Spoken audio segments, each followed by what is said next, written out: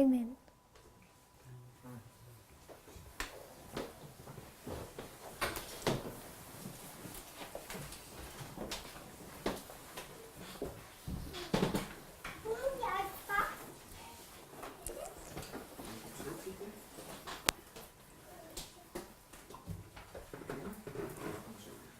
Yesterday we laid out the two lines in Acts 27. Gisteren hebben we de 2 lijnen in Handelingen 27 op het bord getekend. So we discussed both ships, Dus we hebben over beide schepen gesproken. the ship of Adramyttium and the ship of Alexandria. Het schip van Adramyttium en het schip van Alexandrië. And then we wanted to understand what those lines were trying to teach us. En toen wilden we leren wat deze 2 lijnen ons willen zeggen. What they represented. Wat ze voorstellen. So as we looked at those two lines, Dus toen we naar deze 2 lijnen keken, we could see that they represented the United States and Adventism. konden we zeggen dat het staat voor de Verenigde Staten en de Zevende-dags Adventisten. The first line shows us from 1989 to Sunday law.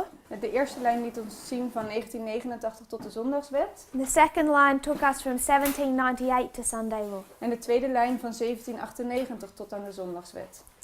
We had a discussion at the end We hadden aan het eind nog een discussie what that ship represented, wat dit schip eigenlijk voorstelt. especially when we consider it takes us from 1798 to the Sunday law. Zeker als we kijken dat het ons van 1798 tot aan de zondagswet brengt. We can see it represents the United States and Adventism, We zien dat het voor de Verenigde Staten en voor de Zevende-dags Adventisten staat. but when we tried to define them, Maar als we het proberen te definiëren, the answers we were giving de antwoorden die toen gegeven werden, were answers such as the church triumphant, the church militant. waren zoals de triomferende kerk en de strijdende kerk. And each one of those answers starts to break down En elk antwoord begon af te breken when you see a line that takes you all the way back to 1798. als we zien dat de ene lijn helemaal begint bij 1798. And then we identified a different problem. En toen identificeerden wij een ander probleem. The fact that in Acts 27, Het feit dat in Handelingen 27 you can lock in Panium and Sunday law, we er Panium en de zondagswet kunnen vastzetten. and it identifies Panium as being a midnight cry. En het laat zien dat Panium de middernachtsroep is. And we asked the question, En we hebben ons de vraag gesteld, who is that cry for? voor wie is die roep dan? And then we went into our lines. En toen gingen we naar onze lijnen toe. The 144,000 priests, Levites, Nethinims. Van de 144.000, de priesters, de levieten en de tempeldienaren. And when we leapt to that study, went to that study, En toen we naar deze studie toe gingen, some people became confused. werden sommige mensen wat verward. So I want to do it again. Dus ik wil het nogmaals doen. We're just going to do some board work of our reform lines. We gaan gewoon even wat bordwerk doen van onze reformlijnen. So without going in and proving every point, Zonder alles te gaan bewijzen, we just want to lay out our reform lines, willen we onze reformlijns even laten zien. see what they teach us, En we willen zien wat ze ons leren. and then when we can see them, En als we ze dan kunnen zien, bring Acts 27 to those reform dan lines. willen we Handelingen 27 daarin dat laten zien bij de reformlijns. And perhaps if we came at our problem from that angle, En misschien als we bij het probleem komen vanuit die hoek, it will become easier to understand. wordt het misschien makkelijker om het te begrijpen. So we'll start with the line of the 144,000. Dus we beginnen met de lijn van de 144.000. Sister Urada, Zuster Jurate, can you give me some waymarks on this reform line? kunt u me enige wegmarkeringen geven op deze reformlijn?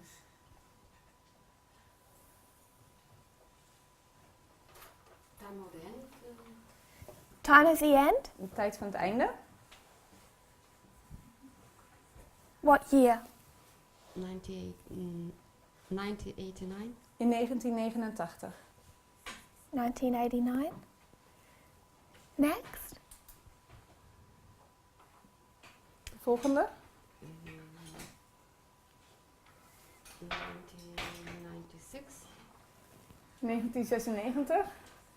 I might skip those smaller ones for now. Okay, so 9/11.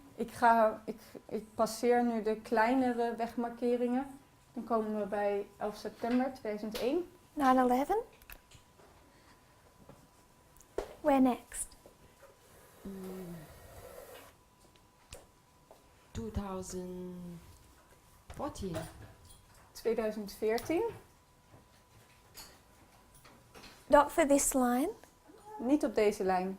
So on this line, Op deze lijn we have the arrival of the first angel in 1989, hebben we de aankomst van de eerste engel in 1989. the empowerment of the first angel at 9/11, De bekrachtiging van de eerste engel op 11 september. and the arrival of the second angel. En de aankomst van de tweede engel. So on this line, where would you place the empowerment of the second angel's message?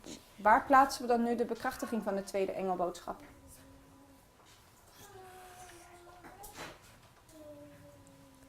Because you have to place the empowerment Want we moeten de bekrachtiging daar plaatsen with the arrival of the third. met het arriveren van de derde. I'll place it over, might go a little further. So this is 1A, Dus dit is 1a, 1E, 2A, 1b, 2a. and this is the empowerment of the second angel. Dit is de bekrachtiging van de tweede engel. And the arrival of the third.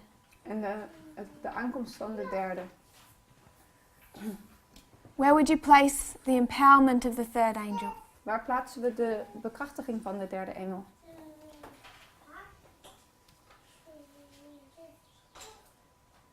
Panium? In Panium. Sorry? Maybe you should ask where does Ellen White place it? Where does Ellen White place it? Waar plaatst Ellen White de bekrachtiging van de derde engel? Because Close of evolution?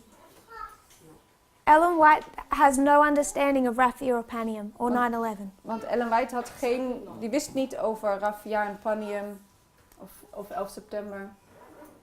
So Ellen White's going to go all the way. Ellen White gaat helemaal. She's going to talk about 1798 and 1844. Zij spreekt over 1798 en 1844. And she talks about them traveling all the way through history. En dan gaan ze helemaal door de geschiedenis heen. And then what waymark does she next mark? En welke wegmarkering zet ze dan vast? Because she doesn't give us these two. Want ze geeft ons die twee niet. She just talks about those angels traveling through history. There are not Millerites history. Maar dit is niet de Milleritengeschiedenis. So if we were to go to Great Controversy, Als we naar het grote conflict gaan, she's going to talk about Millerite history. dan spreekt ze over de Milleritengeschiedenis. And let's see if we went to those chapters, En als we naar die hoofdstukken toe gaan, it might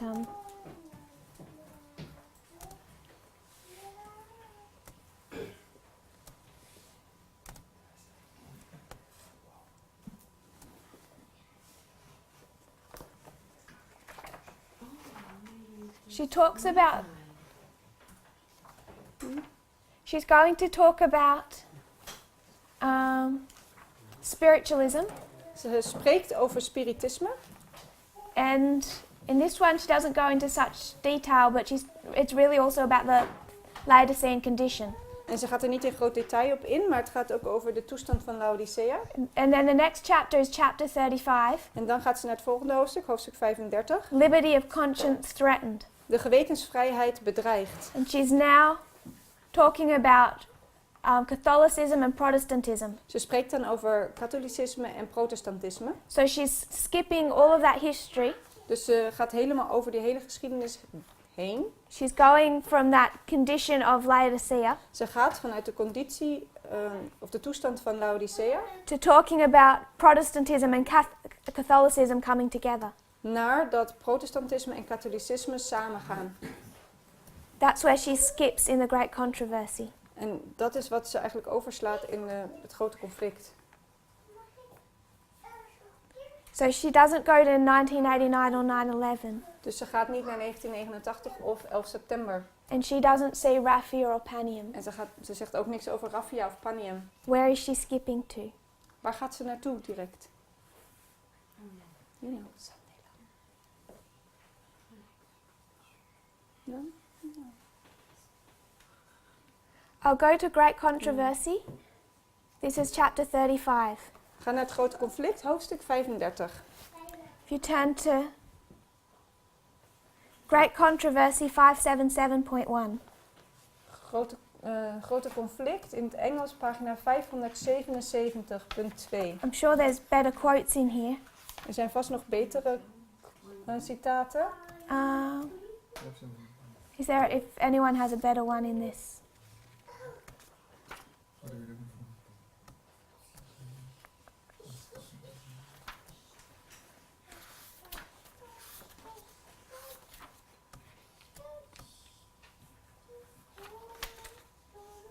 GC 577. Yeah.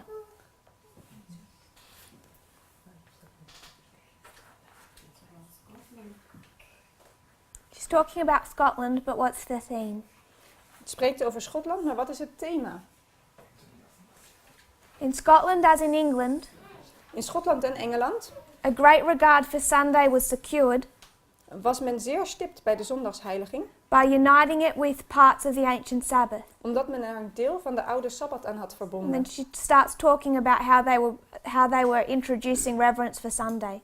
En ze spreekt over hoe ze heiliging van de zondag introduceerde. In the next paragraph. In de volgende paragraaf. Despite all the efforts to establish Sunday as sacred, Maar ondanks alle pogingen om de zondagsheiliging in te voeren, Catholics themselves recognize the authority of the Sabbath. gaven de aanhangers van de paus zelf openlijk toe dat de Sabbat van goddelijke oorsprong was. And draw attention to the fact that the seventh day was the one God consecrated. En ze gingen er naartoe dat de zevende dag de dag was die God geheiligd had. Next paragraph. Volgende paragraaf.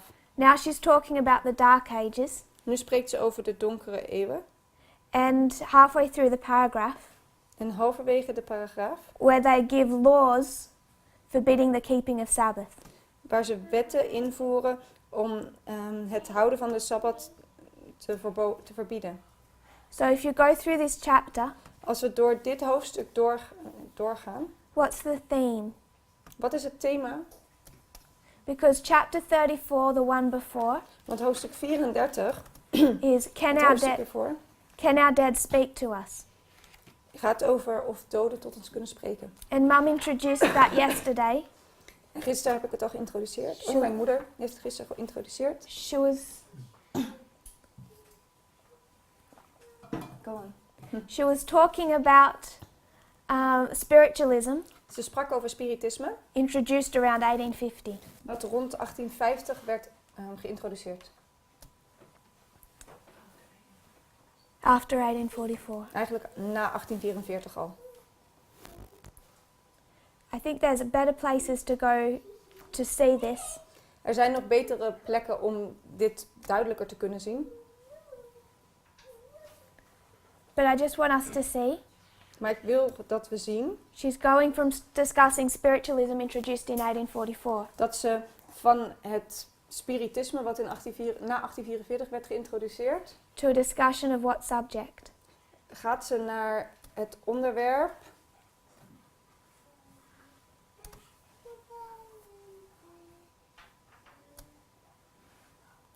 So shout.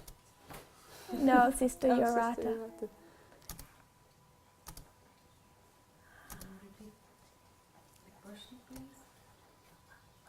Kun je het nog een keer herhalen? Okay, so if you can go to early writings, Ga naar eerste geschriften. it's easier here. Daar is het makkelijker te zien. If I don't know if you can on your phone, Ik weet niet of u het ook op uw telefoon kunt. to go into the list of the chapters. Om de hoofdstukken te kunnen zien. If you can go and look at the list of your chapters, Maar als we dat kunnen, de lijst van de hoofdstukken, and you're going to see spiritualism and covetousness. It's towards the end. dan zien we aan het einde spiritisme en geldgierigheid in het stukje geestelijke gaven. Chapter 30 en 31. in spiritual gifts. If you can go back to the chapter titled The Reformation. Kunnen jullie teruggaan naar het hoofdstuk de hervorming, You have the hoofdstuk 20. you have the Reformation, Yeah. Je hebt de hervorming, the Church and the World United. de kerk en de wereld verenigd. The next chapter introduces William Miller. Dan zien we William Miller, So she's in 1798. dus ze is in 1798. And what's the next chapter? The first angel's message. Volgende hoofdstuk is de boodschap van de eerste engel. So she's giving that history. Dus Millerite history. ze geeft eigenlijk de Millerite geschiedenis. The next chapter, Volgende, Second angel's message. volgende hoofdstuk is de boodschap van de tweede engel. and then she's repeats and enlarges that same history of Millerite history. En dan herhaalt en vergroot ze eigenlijk de Millerite geschiedenis nogmaals. Advent Movement Illustrated. In de Adventbeweging omschreven. Then she does another repeat and enlarge. En dan nog een keer een herhaling en detaillering. Another illustration, the next chapter. Een andere beschrijving. And what's the chapter after that? The sanctuary. En wat is het hoofdstuk daarna? Het heiligdom. And if you opened that one and read the first sentence, En als we daar de eerste zin zouden lezen. I was shown the grievous disappointment. I was shown the grievous disappointment of the people of God, that they did not see Jesus at the expected time. Mij werd de bittere teleurstelling van Gods volk getoond toen zij Jezus niet op de verwachte tijd zagen. so now what year is she discussing? Dus bij welk jaar zijn we nu? Disappointment. De grote teleurstelling. So this is October 22, 1844. Dus dit is Ja. 22 oktober 1844. The next chapter. Volgende hoofdstuk. The third angel's message. Derde engelsboodschap. And where does she place that? En waar plaatst ze dat?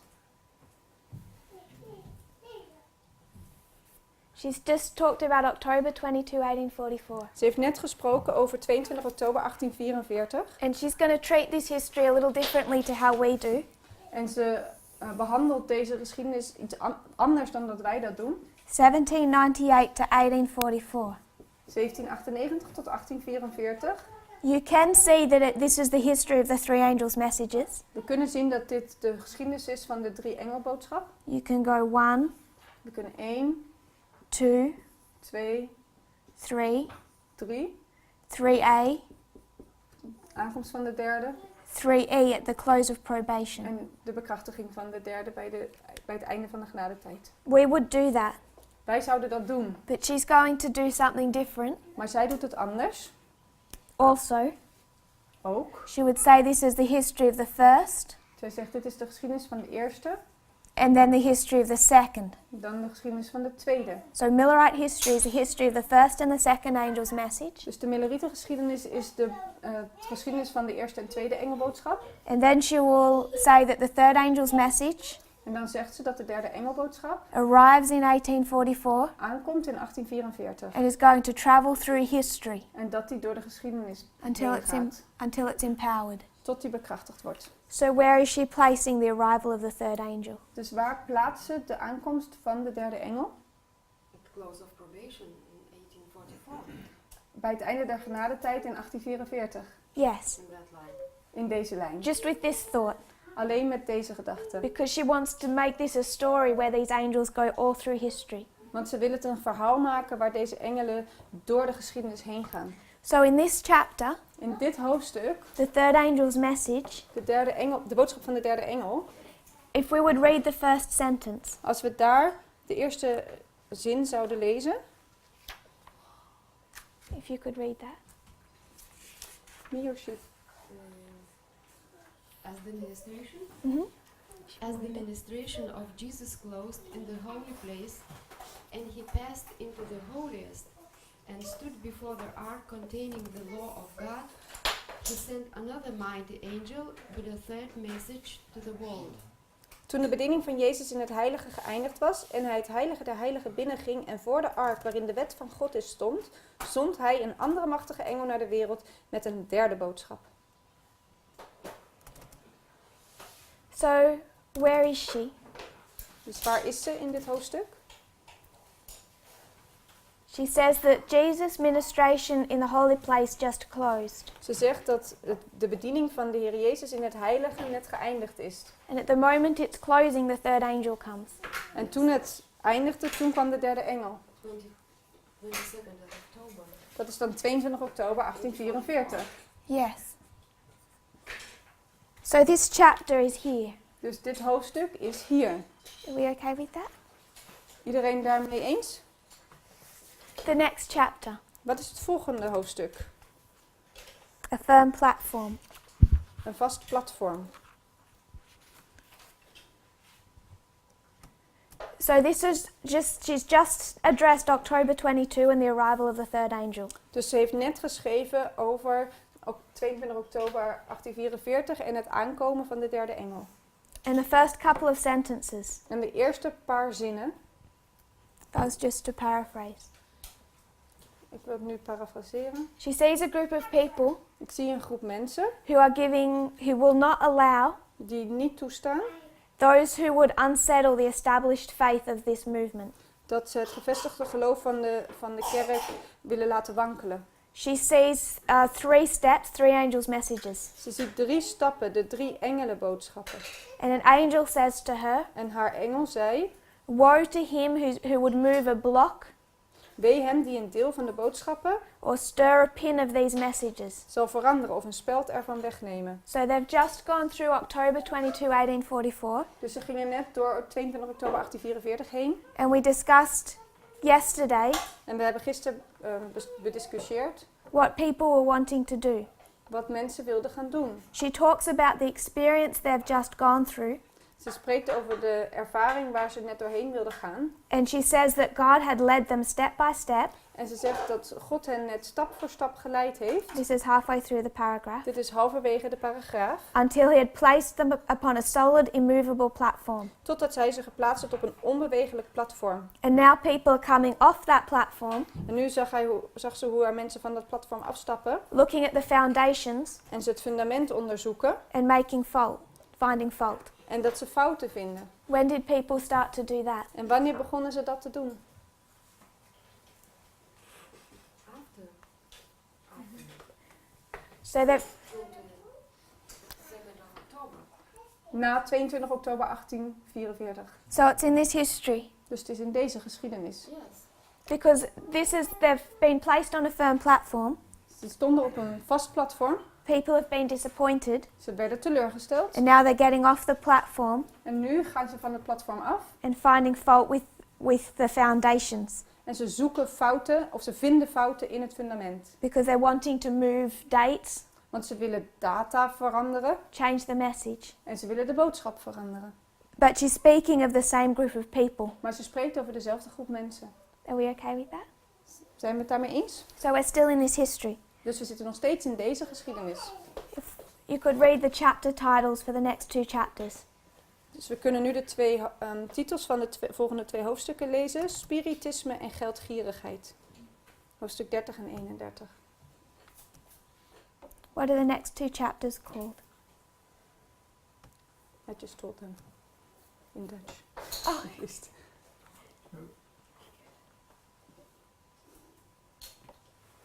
You may say what the titles are. Spiritualism and covetousness. And where are we there? Waar zijn we dan?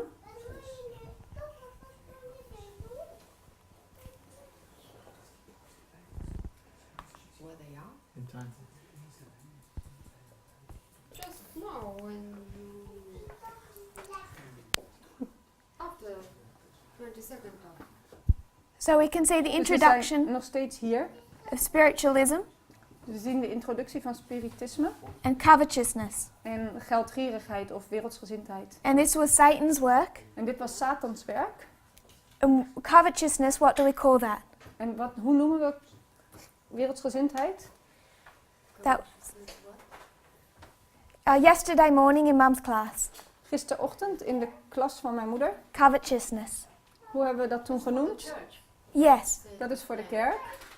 And what did we go into? What condition?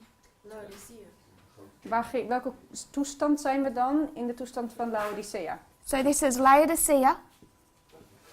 En dit is Laodicea. And we mark that in the history of 1850. En we markeren dat in 1850. So we've gone through the majority of early writings. Dus we zijn nu door het grootste deel van eerste geschriften heen. And early writings is really what she draws. She just expands on for her later books. En eerste geschrift is eigenlijk het boek wat ze later in haar andere geschriften vergroot. Then we talk about the after covetousness, back to the chapter names. En na dus geldgierigheid in hoofdstuk 31. If we were to go down reading the remainder. Als we dan nog de overblijvende hoofdstukken lezen, She talks of a shaking, spreekt ze over een schudding, the sins of Babylon, de zonde van Babylon, the loud cry, de luide roep, the third message closed. de boodschap van de derde engel beëindigt. The shaking, the chapter The Shaking, Oké, bij ons is dat, de schudding. that's the chapter where Parminder laid out these chapter titles. Dat is waar, That was the focus of his study. dat was de focus van Parminder's studie, was over de titels van de hoofdstukken. Because he uses these chapter titles Want hij gebruikt de titels van de hoofdstukken to show Ellen White's thinking. om te laten zien hoe Ellen White denkt. So I want just skip the chapter of The Shaking. Dus als we even over het hoofdstuk de schudding heen stappen, Go to the sins of Babylon. ga naar de zonde van Babylon. We have the sins of Babylon, the loud cry, the third message closed. We hebben de zonde van Babylon, de luide roep, de boodschap van de derde engel beëindigd. So what history is she covering there? Dus welke geschiedenis beschrijft ze daar?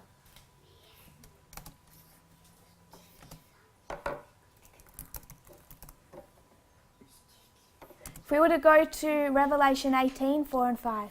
Als we naar Openbaring 18, vers 4 en 5 gaan. Want moet je het Yes, please. Openbaring 18, vers 4 en 5. Daar staat: En ik hoorde een andere stem uit de hemel zeggende: Gaat uit van haar, mijn volk, opdat gij aan haar zonde geen gemeenschap hebt. En opdat gij van haar plagen niet ontvangt. Want haar zonden zijn de ene op de andere gevolgd tot de hemel toe. En God is haar ongerechtigheden gedachtig geworden. So she's given us 3 chapters. Dus ze geeft ons 3 hoofdstukken. The first one is Revelation 18. De eerste is hoofdstuk 18. Openbaring 18. The second one is a loud cry. De volgende is de luide roep. The third is the closing of the third angel's message. En de derde is de boodschap van de derde engel beëindigd. Sister Urata, Zuster Jurate, where do you want to put the sins of Babylon? waar zou u de zonde van Babylon willen plaatsen?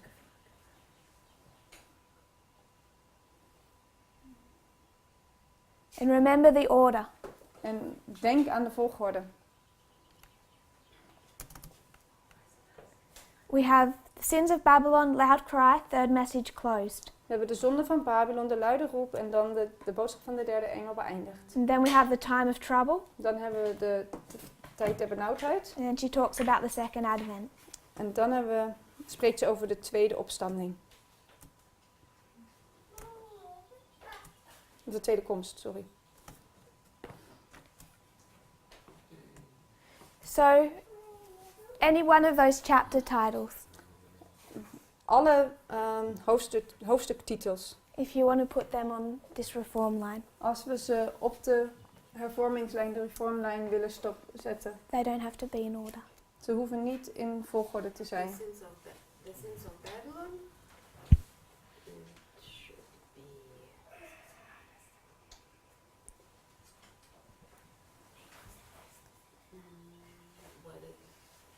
After third angel message.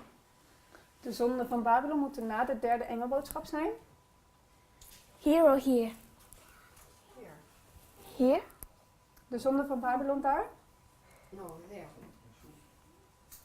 So Daar. she talks about the sins of Babylon, Ze spreekt over de zonde van Babylon, the loud cry, de luide roep and then the third message closed. en dan de derde engel beëindigt. Where do you want to put the third message closed? Closed. Waar zou u de derde engelboodschap beëindigd willen plaatsen? What is the third angel's message saying? Wat zegt de derde engelboodschap? Mark of the beast. Merkteken van het beest. Take not mark of the beast. Ontvang niet het merkteken van het beest. If we were to go to the third angel's message, Als we naar de derde engelboodschap gaan.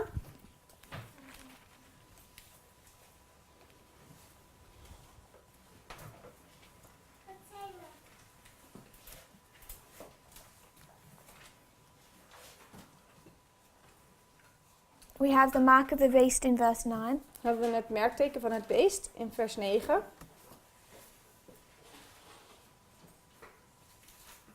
It goes from 9 to 13. Hij gaat eigenlijk van 9 tot 13. And verse 14, En vers 14. what are they talking about? Wat is vers 14? Waar spreekt het over? Because we have the history of the third angel's message, Want we hebben de geschiedenis van de derde engelsboodschap. goes to verse 13, Dat tot vers 13 gaat. and then in verse 14, En dan in vers 14. she's talking about a sharp sickle. En dan spreekt ze in vers 14 over een scherpe sikkel. It's harvest. Harvest. Dat is de oogst. So we have the third message. Dus we hebben de derde Ik kom- boodschap. It completes its work, Het beëindigt zijn werk. and when it's finished, you have harvest. En daarna heb je de oogst.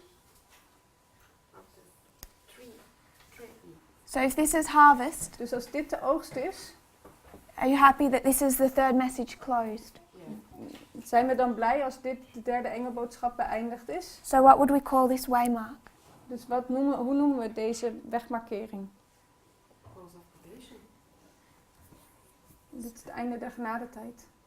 So this is if we went back to our chapter titles, Als we teruggaan naar onze hoofdstuktitels. this is the third message closed. Dit is de derde engelsboodschap beëindigd. She skipped from the history of 1850 Dus ze gaat eigenlijk van de geschiedenis van 1850 to these 3 chapters. meteen naar deze 3 hoofdstukken. We've placed the third We plaatsten hier de derde. third angel's message closed. Het beëindigen van de derde engelboodschap. We have 2 before it. En we hebben 2 hoofdstukken ervoor. One is the loud cry, 1 is de luide roep and one is the sins of Babylon. en 1 is de zonde van Babylon.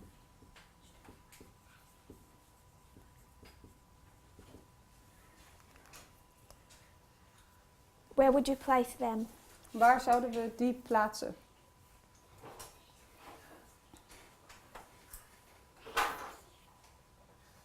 Because she's skipping from 1844 history. Want ze gaat van de 1844 geschiedenis. She discusses the challenges that happened right after that history.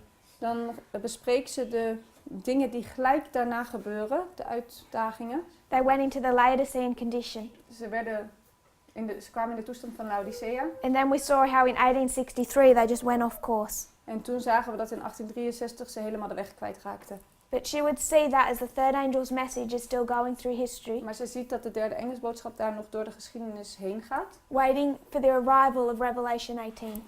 En ze wachten op de aankomst van de engel uit Openbaring 18. And where does she place this? En waar plaatst ze het aankomen van de engel van Openbaring 18?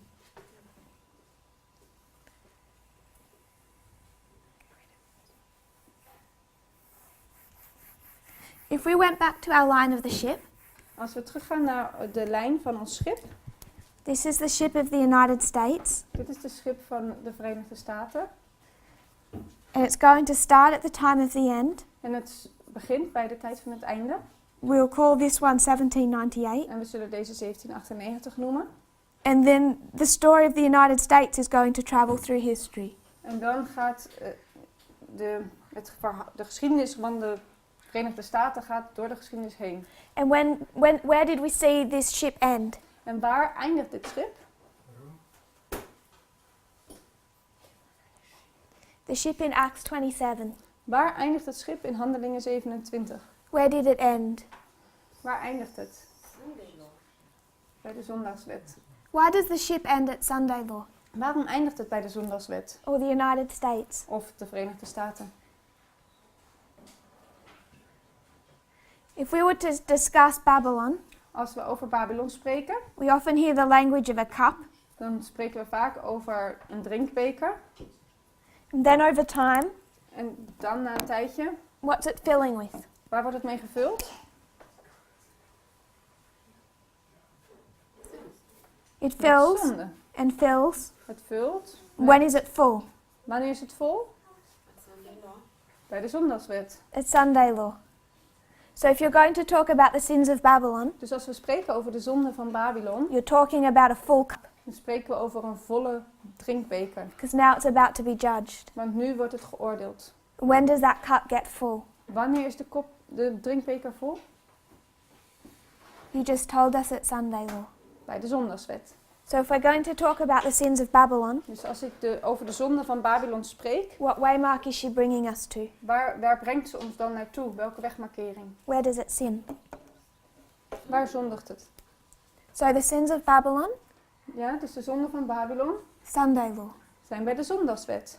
We okay with that? Zijn we het daarmee eens?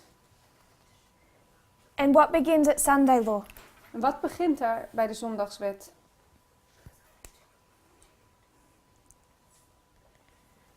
A swelling Een aanzwellen van de luide roep. of a loud cry.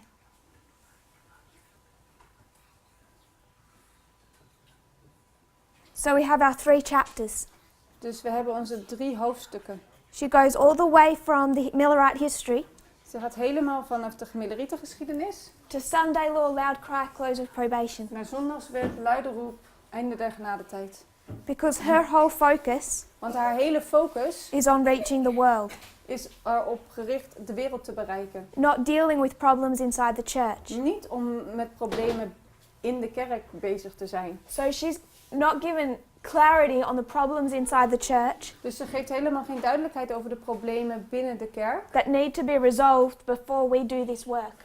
Die opgelost moeten worden voordat we dit werk kunnen doen. She skips straight to our job function. Ze gaat direct naar onze baan. Of de baan die we hebben, de opdracht. This is where we begin bringing in harvesting the world. Hier beginnen we de wereld binnen te halen, te oogsten. We bring them in at Sunday law We oogsten ze bij de zondagswet with a message. met een boodschap. That message begins to swell like a cry En deze boodschap die zwelt aan tot een roep.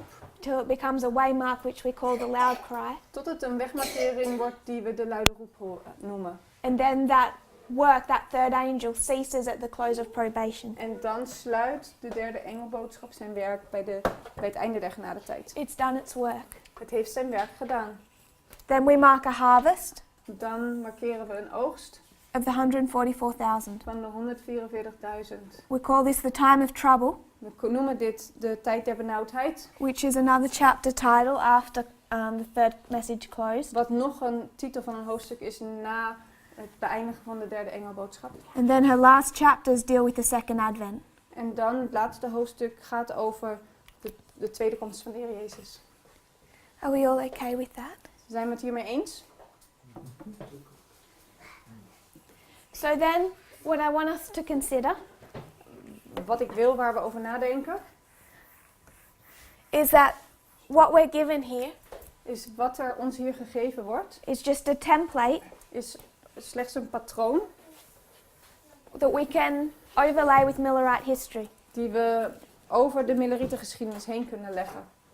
So what Ellen White has done Dus wat Ellen White gedaan heeft, is she's taken Millerite history is dat ze de Millerietengeschiedenis heeft genomen and then she's skipped en dan slaat ze het over, all the way to the end helemaal tot aan het einde, when we're doing a work, waar we weer een opdracht uitvoeren to the second advent.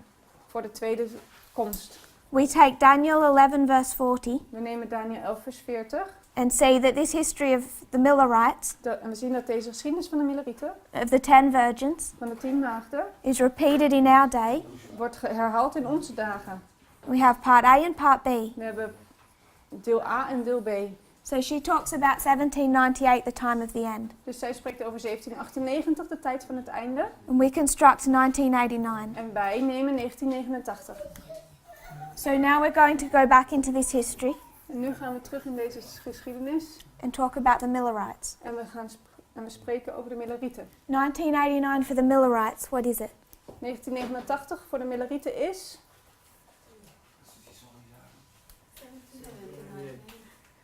...1798. So this is 1798. Dus dit is 1798. What about 9/11? Wat is 11 september? 11 augustus 1840. August 11, 1840. And En 19 april 1844. we combine these two in our history. We combineren deze twee in onze geschiedenis. April 19, 1844. And this marks a tarrying time. En dit markeert een tijd der vertraging. So in Millerite history, In de Millerietengeschiedenis you had the empowerment of the first angel hadden we de bekrachtiging van de eerste engel and the arrival of the second en de aankomst van de tweede engel. separated. Die waren niet gelijk op hetzelfde moment. But we see in our history these messages combined. Maar we zien in onze geschiedenis dat die twee boodschappen gecombineerd zijn. The same way the second angel and the arrival of the third. Hetzelfde waarbij de tweede bekrachtigd wordt en de derde aankomt. We combine. We combineren ze.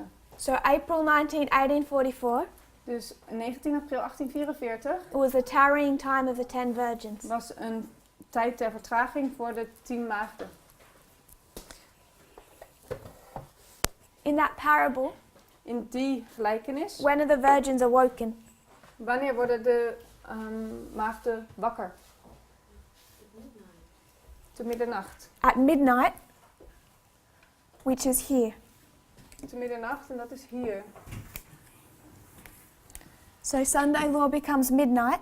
Dus dan wordt de zondagswet middernacht. And what woke them up? En wat heeft hen wakker gemaakt?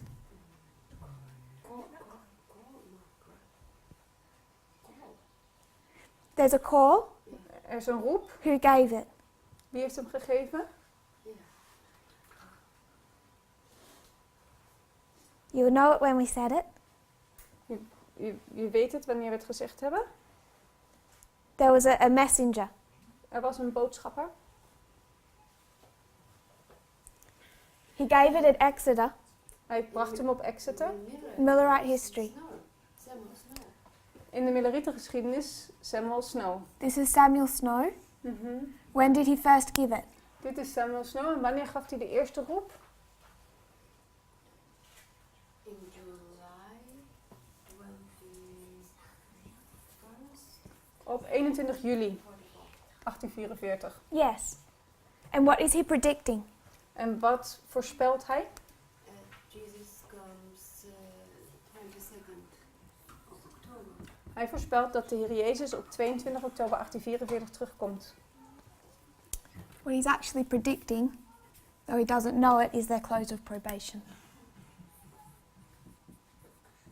En wat hij eigenlijk voorspelt en wat hij niet heeft begrepen is dat hij hun einde der genadetijd voorspelt. So 22 oktober 1844. I want to paraphrase from a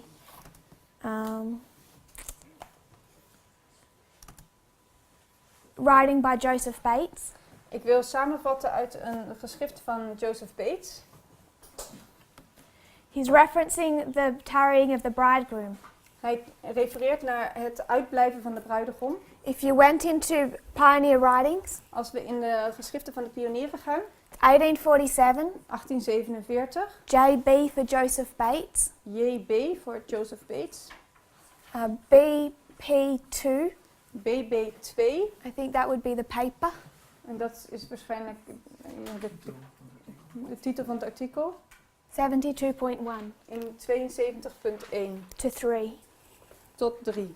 This is where I'm going to paraphrase from. Hieruit zal ik dingen samenvatten.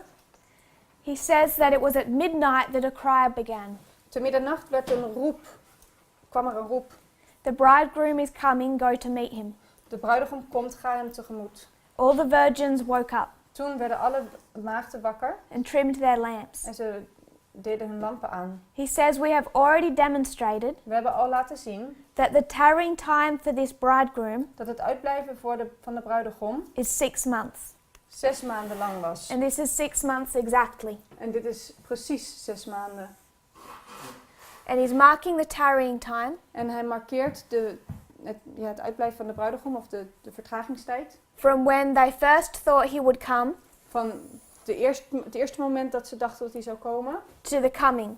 tot het komen. He's saying this is 6 Hij months. zegt, dit is 6 maanden.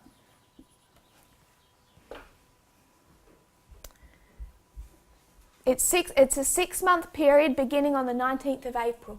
Het is een periode van 6 maanden wat begint op 19 april 1844. When they first thought he would come Toen ze dachten, eigenlijk de eerste keer dachten dat hij zou komen, to the 22nd of October tot 22 oktober 1844. when he did come, Toen hij kwam. just not in the form that they thought he would, Maar niet in de vorm zoals zij het gedacht hadden. but to the most holy place. Maar tot het heilige der heiligen. So he said that this is a 6-month prophetic period Dus hij zegt dat dit een profetische periode van 6 maanden is. beginning on April 19 down to October 22. Van 19 april tot 22 oktober. He says that the midnight of this dark, stupid time En middernacht van deze donkere tijd would be about July 20th. zou ongeveer 20 juli zijn. He's off by 1 day. Hij zit er 1 dag naast. Because if you divided this 6 months, Want als we deze 6 maanden in tweeën zouden delen, if you cut it down into days als we het in dagen zouden delen and found the exact midpoint, en we het precieze middenpunt zouden vinden, it's July 21, dan is dat 21 juli. which is why they called this midnight, Dat is waarom ze dit middernacht noemden. and it's where a cry was raised. En daar werd een roep gebracht. Can we see that? Are you okay with that? So July 21 is exactly midnight. Dus 21 juli is precies middernacht. And he says this day in July, En hij zegt deze datum in juli Samuel Snow gave a true midnight cry gaf Samuel Snow de ware middernachtelijke roep in Boston. in de tabernakel in Boston.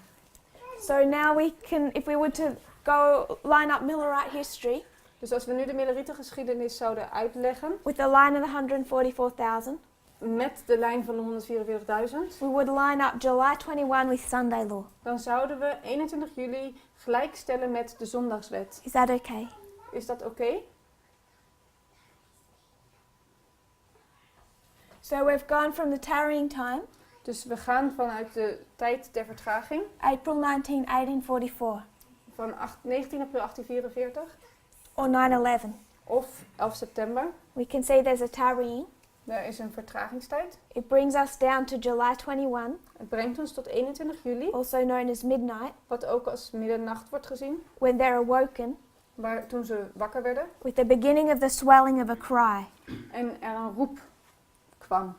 If we were to take that into our history, Als we dat in onze geschiedenis zouden zien, we would take it to Sunday law. dan zouden we tot de zondagswet. There's the beginning of the swelling of a cry. En daar begint een roep aan te zwellen. July 21, 21 juli it leads us to 2 waymarks. leidt ons naar 2 wegmarkeringen. This is where Joseph Bates gives us 2 more camp meetings. Joseph Bates geeft ons nog 2 campmeetings. This is Boston. Dit is Boston. Then we have Concord. Dan hebben we Concord. This is August 1. Dat is 1 augustus. And then we have August 13 to 15. En dan hebben we 13 tot 15 augustus. So we have Boston, Dus we hebben Boston, Concord, Concord Exeter. en Exeter. And this is the midnight cry. En dit is de middernachtelijke roep. Is dit nou 12? 12, sorry. 12 sorry. tot 15. 12 to 17. Yes, 12 to... Is that sure? That sounds right. 12 tot 17 augustus. Thank you. Ja. So July 21, Dus 21 juli a cry begins to swell. begint een roep aan te zwellen. The message is first given at Boston. De boodschap wordt eerst te Boston gegeven. It swells into the midnight cry. En het zwelt aan tot de middernachtelijke roep. They're predicting their close of probation. En ze voorspellen hun einde der genadetijd. Sunday law. Zondagswet. the sins of Babylon. De zonde van Babylon. We begin to cry. We beginnen te roepen. Babylon is fallen, come out of her. Babylon is gevallen, kom uit haar. As that cry swells, En als die roep aanzwelt, our next chapter, is ons volgende hoofdstuk the loud cry. de luide roep. And we're predicting close of probation, En we voorspellen het einde der genadetijd. the end of the third angel's message. Het einde van de derde engelboodschap. Are we okay with that? Zijn we het daarmee eens? Sister Urata.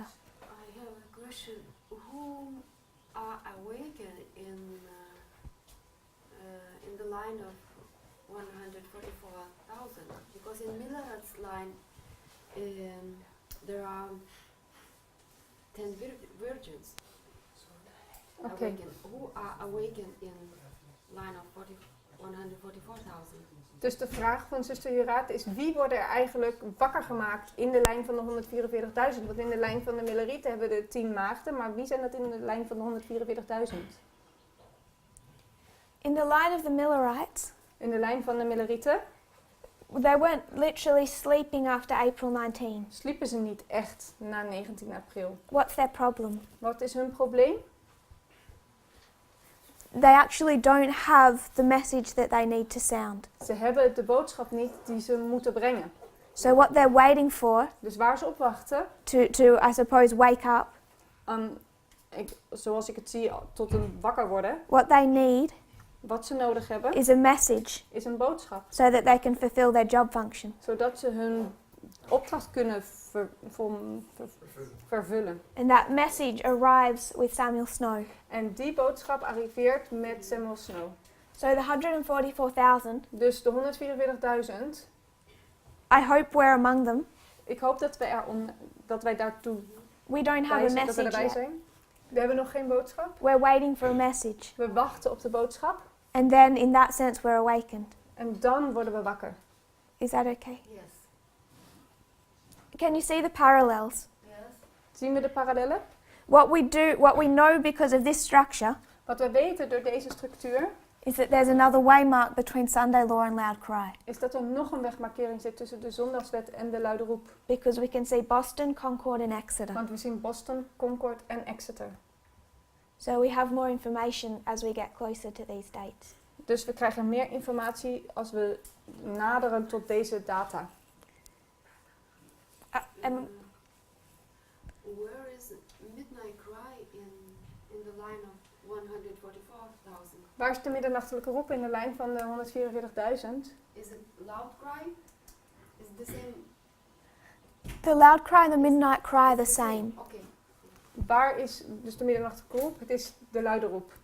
Het is hetzelfde. I believe the explanation I've heard taught De uitleg die ik ken, is that midnight cry usually refers to the church. is dat de middernachtelijke roep eigenlijk voor de kerk is. And when we talk about going to the world, it's termed a loud cry. En als we spreken over dat we naar de wereld gaan, dan is het de luide roep. But they're really the same waymark. Maar het is dezelfde wegmarkering. So we can write above loud cry, midnight cry. Dus we kunnen eigenlijk boven de luide roep ook de middernachtelijke roep schrijven. Yes. And this would be Boston, En dit is Boston, Concord, Concord Exeter. en Exeter. And we also see a structure in here. En we zien hier ook een structuur. July 21 is exactly midway. 21 juli is precies in het midden. August 1 is exactly midway En 1 augustus is precies in het midden between these two. tussen deze twee. So we have these patterns of midway. Dus we hebben patronen van het middenpunt. Okay. Is everyone okay with that? Is iedereen het ermee eens zo? Then we'll go on to the fractals. Dan gaan we nu in de fractalen. How are we doing for time? We still have a little. Okay. A little. Okay. We hebben nog een beetje tijd.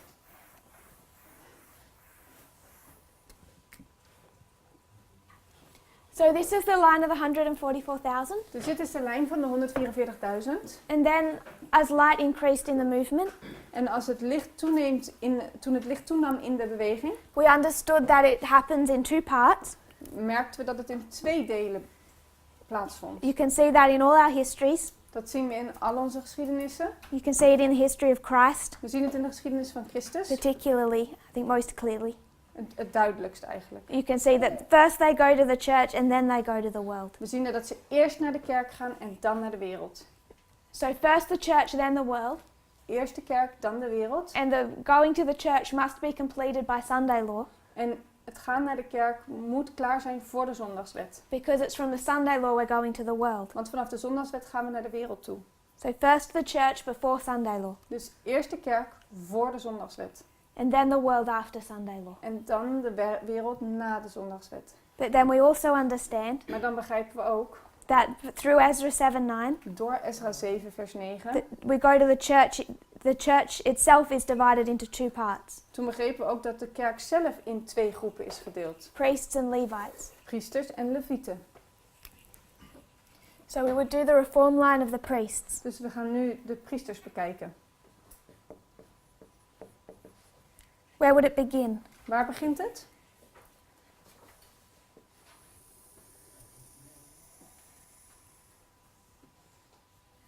Begins in 1989, Het begint in 1989. because there must be a first group. Want er moet een eerste groep zijn. 1989, 1989, time of the end, de tijd van het einde is dat. 9/11. 11 september. And where next? En dan?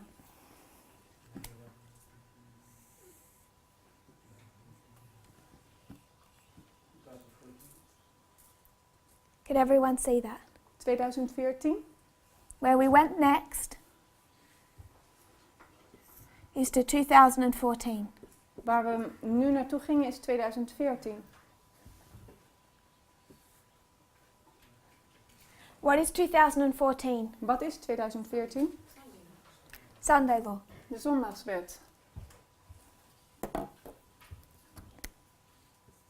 So what must begin to happen? Dus wat moet er dan gebeuren? There must be a swelling Er moet een aanzwellen zijn to a loud cry. tot een luide roep. There must be close of probation. Er moet een einde der genadetijd zijn. When is close of probation? Wanneer is het einde der genadetijd? Sister May, when is close of probation? Zuster nee. Wanneer is het einde der genadetijd? 9 november 2019. November 9, 2019. This is close of probation. Dit is het einde der genadetijd. Brother Daniel, second advent. Wanneer is de tweede komst?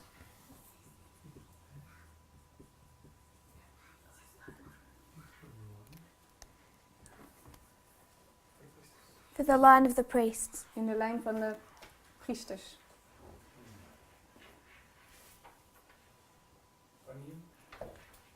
Panium. Panium.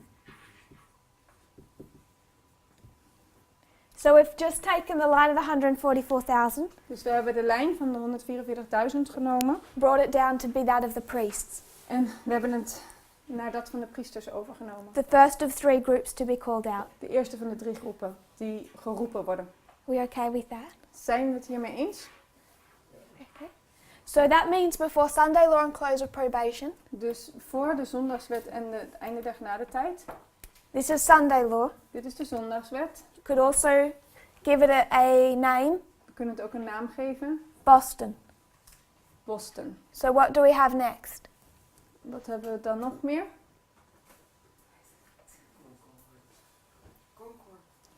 Concord. Concord.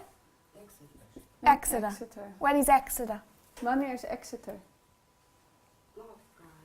This is the loud cry or the midnight cry. Dit is de luide roep of de middernachtelijke roep. In 2018. Everyone okay with 2018? Iedereen eens met 2018? 14 and 18. So Sister Adelaide. Zuster Aide. Boston, Exeter, when's Concord? Wanneer is Concord? 2016. 2016. And then what we're doing now En wat we nu doen, is we're going into this history. gaan we naar deze geschiedenis. It's something we need to, I think, pay a lot of attention to En we moeten hier veel aandacht aan besteden, denk ik. and trace both the internal development of the message En we moeten zowel de interne ontwikkeling van de boodschap zien and the external events, en de externe gebeurtenissen 2014 to van 2018. 2014 tot 2018. Next, Volgende, the line of the Levites. de Levieten. Now they come one waymark across Nu gaan ze allemaal één wegmarkering schrijven ze op. because they're the second group that's going to be introduced. Want ze zijn de tweede groep die geïntroduceerd worden. So their time of the end is when? Dus wanneer is hun tijd van het einde? 9/11. This is, if we were to do September. agriculture, Als we het landbouwmodel nemen, ploughing, dan hebben we hier het ploegen. early rain, We hebben hier de vroege regen. latter rain and harvest. If you can do. Thank you. Ploughing, Dus we hebben hier ploegen, early rain, vroege regen, latter rain, late regen harvest. en de harvest. De Now for, oogst. for Levites, Voor de Levieten. when are they ploughed? Wanneer worden ze geploegd? Van 11 september. And all we have to do is move our waymarks across. We moeten al onze wegmarkeringen verder zetten. They're ploughed from 9/11 to 2014. Ze worden omgeploegd van 11 september tot 2014. Then they receive their early rain from 2014 to 2019. Dan ontvangen ze hun vroege regen van 2014 tot 2019. Then their latter rain Dan hun late regen from 2019 to Panium. van 2019 tot Panium. And then their harvest En dan hun oogst from Panium van Panium to Sunday. tot de zondagswet. And this is the bringing in of the second group of people. En dit is het binnenbrengen van de tweede groep van mensen. Are we okay with that? Zijn we het hiermee eens? What between 2014 and 19 in Levites? Wat zit er nog tussen 2014 en 19 bij de From Levieten? 19 to Penium. Of van 19 tot Panium. Wat zit daar nog? Concord and Exeter. It should be. Boston, De- Concord. Er moet Boston, Concord en Exeter daar zo zijn. Good. What? Heel goed. Yes. Ja. And I'm saying this one, En ik zeg dat deze. Boston, Concord, and Exeter. En ik zeg dat Boston, Concord en Exeter. This is where we do the study of the revolutions. Dat is waar we de studie van de revoluties doen. We saw the revolution ends here. We zagen dat de revolutie hier eindigt. And when did we say the counter-revolution started? En wanneer begint de tegenrevolutie? One Contra-revolutie. revolution ends. One revolution ends, Eén revolutie eindigt 2019, in 2019. and then they took a time of preparation. En dan hebben ze een tijd van voorbereiding. And then when does that counter-revolution begin? En wanneer begint dan de contra-revolutie? I don't remember. Talked about 2020. We hebben over 2020 gesproken. I don't know. Well, we'll keep that off until we do the counter-revolutions. Maar we zullen dat er nog vanaf laten totdat we werkelijk over de contra-revolutie spreken. All I'm saying is we start to see evidence of this Maar we zien hier ook bewijzen voorkomen. in histories. In de geschiedenissen. And then we would be to go to the line of the Nethinims. En dan gaan we naar de lijn van de tempeldienaren. Nethinims? Oh, er staat gewoon Nethinims in ons Bijbel. It's the third group that Dat are is de derde groep. going to be called in. Die geroepen worden. So we move it one across, Dus we gaan naar eentje verder. and their ploughing began when? Wanneer begon hun ploegen? 2014. In 2014. Until Tot 19. 2019. And then there's early rain En dan is er vroege regen till Panium, tot Panium. latter rain En dan hebben we een late regen till Sunday law, tot de zondagswet. and then harvest En dan hebben we een oogst till Daniel 12:1. tot Daniel 12 vers 1. Sister Urata, Zuster Jurate, what do we want to place in here? wat willen we hier plaatsen? Boston, Concord, Exeter. Boston, Concord en Exeter. Boston, Concord, Exeter. So this is what we did yesterday, Dit is wat we gisteren gedaan hebben, much more thoroughly and on a bigger board. maar nu dieper en op een groter bord. And what we're seeing En wat we nu zien is the 3 groups is de 3 groepen that are called in. die binnengeroepen worden. Because when we're doing a work here, Want als we hier een werk doen, we're crying. dan roepen we, Who are we crying to? naar wie roepen we? We're crying to bring in these Nethinims. We roepen om de Nethinims binnen te We're going to the brengen. world. We gaan naar de wereld. So we can see the 3 groups. Dus we zien de 3 groepen. First, the church has to be dealt with. Eerst de kerk, daar moet mee worden gewerkt. It's dealt with by Sunday law. En dat is klaar bij de zondagswet. And when we talk about the ship, En als we het over het schip hebben, it's also Adventism. is het ook de Zevende-dags Adventisten. And at Sunday law, En met de zondagswet it's shipwrecked. is er schipbreuk. It's destroyed. Wordt het vernietigd. Why? Waarom? Because there's no one left. Omdat er niemand over is. At Sunday law, Bij de zondagswet the very last Levite has left. zijn de laatste levieten eruit, weg. So there's nothing left in that church Dus er is niks over in die kerk to give it a purpose. om het een doel te geven.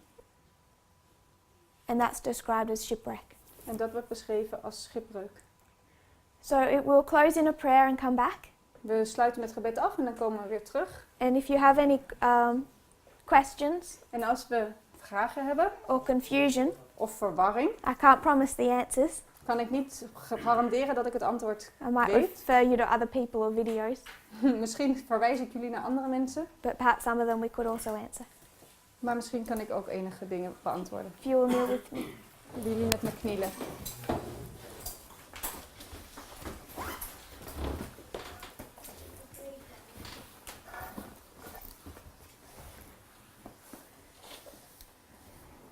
Dear Father in heaven, Liefdevolle Vader in de hemel, thank you for our blessings. dank u voor uw zegeningen. Thank you that we can study together. Dank u dat we samen kunnen studeren.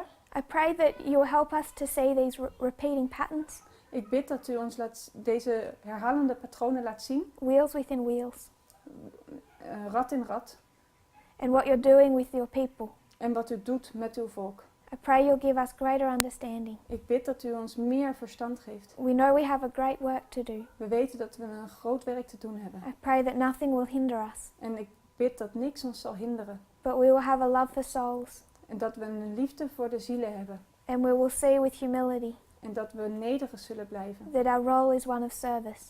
En we zullen zien dat onze rol eentje van dienen is. You have honored us U heeft ons geëerd by giving us the opportunity door ons de mogelijkheid te geven to serve as Jesus served. om te dienen net zoals de Heer Jezus gediend heeft. I pray that you'll prepare us Ik bid dat u ons voorbereidt to do that work in the same spirit om dat werk in dezelfde manier te doen, in dezelfde geest. that he did while he walked on earth. Zoals hij het deed toen hij op de aarde wandelde.